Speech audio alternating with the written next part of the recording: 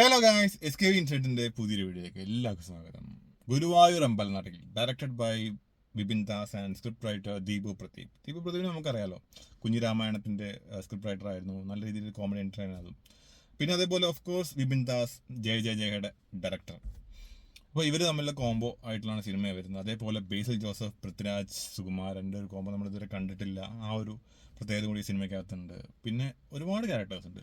നമ്മുടെ അനശ്വര രാജൻ, നിഖില വിമൽ, ജഗദീഷ്, ബൈജു, പിന്നെ നമ്മൾ ഇൻസ്റ്റാഗ്രാമിലും യൂട്യൂബിലൊക്കെ വളരെ ഫേമസ് ആയിട്ടുള്ള ആൾക്കാരൊക്കെ ഒരുപാട് ക്യാരക്ടേഴ്സ് വന്നു പോകുന്ന ഒരു സിനിമ തന്നെയാണ്. നമ്മൾ ട്രെയിലറിൽ കണ്ടിട്ടുണ്ടാവും.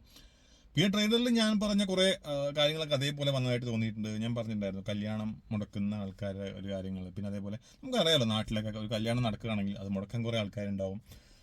അതേപോലെ കല്യാണം നടത്താൻ കുറേ ആൾക്കാരുണ്ടാവും. സെയിം ഞാൻ അതേ പ്ലോട്ട് തന്നെയാണെന്നാണ് അല്ല പറയുന്നത്. അതിനെ കുറച്ച് ഡിഫറെൻ്റ് ആയിട്ട് തന്നെയാണ് അവർ വന്നിരിക്കുന്നത്. നല്ല രീതിയിൽ തന്നെ നമ്മുടെ ട്രെയിലർ കണ്ട പോലെ തന്നെ ബേസിൽ ജോസഫിൻ്റെ കല്യാണമാണ്.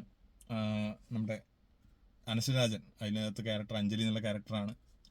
അപ്പോൾ അവർ തമ്മിലുള്ള കല്യാണത്തിൻ്റെ കാര്യങ്ങളൊക്കെയാണ് വന്നു പോകുന്നത്. അപ്പോൾ ആ ഒരു കല്യാണം നടത്താൻ ശ്രമിക്കുന്ന ആൾക്കാർ, അതിനകത്ത് മുടക്കാനുള്ള ആൾക്കാർ വരുന്നുണ്ട്. പിന്നെ അതേപോലെ അളിയൻ കോംബോ ആയിട്ട് കുറച്ച് കാര്യങ്ങൾ വരുന്നുണ്ട്. അങ്ങനെ പോകുന്നൊരു സിനിമയാണ്. ഫസ്റ്റ് ഹാഫ് നല്ല രീതിയിൽ തന്നെ നല്ല കോമഡി എൻ്റർടൈനർ പരിപാടിയായിരുന്നു. നല്ല രീതിയിൽ തന്നെ ഞാൻ എൻജോയ് ചെയ്തു. എനിക്ക് വളരെ ഇഷ്ടമായി. സെക്കൻഡ് ഹാഫിലേക്ക് വരുമ്പോൾ എന്താണെന്ന് വെച്ച് കഴിഞ്ഞാൽ ഫസ്റ്റ് ഹാഫിൽ എവിടെ എൻഡ് ചെയ്തു അതുപോലെ തന്നെയാണ് കണ്ടിന്യൂ ചെയ്ത് പോയത്. പക്ഷേ എവിടെയോ എന്തൊക്കെയോ വർക്കാവാത്ത പോലെ തോന്നി. പല കോമഡീസും അത്ര വർക്കായിട്ട് തോന്നിയില്ല എനിക്ക് പേഴ്സണലി. പിന്നെ അതുപോലെ ക്ലൈമാക്സ് ഒക്കെ എന്ന് പറഞ്ഞാൽ ഞാൻ ഓൾറെഡി എനിക്ക് ട്രെയിലർ വീഡിയോ കണ്ടപ്പോൾ തന്നെ തോന്നിയിരുന്നു ഒരു പ്രിയദർശൻ ടച്ച് കൊണ്ടുവരാൻ ശ്രമിച്ചിട്ടുണ്ടെന്നുള്ളത്. അത് അതേപോലെ തന്നെ എനിക്ക് തോന്നിപ്പോയിട്ടുണ്ട്.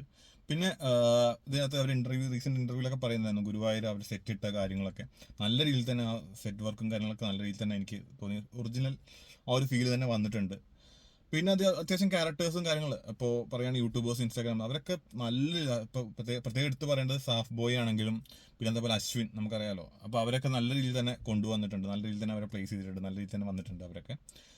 പിന്നെ ബേസിൽ ജോസഫിൻ്റെ കാര്യമാണെങ്കിലും അവരുടെയൊക്കെ കോമഡിയൊക്കെ കാര്യങ്ങളെല്ലാം വർക്കൗട്ടായിട്ട് നല്ല രീതിയിൽ തന്നെ എൻജോയ് ചെയ്തിട്ടുണ്ട്. സെക്കൻഡ് ഹാഫിൽ അവിടെ കുറച്ച് ലാഗ് എന്നല്ല, കുറച്ച് കോമഡീസ് വർക്കൗട്ട് ആവാതെ വന്നിട്ടുണ്ട് എനിക്ക്.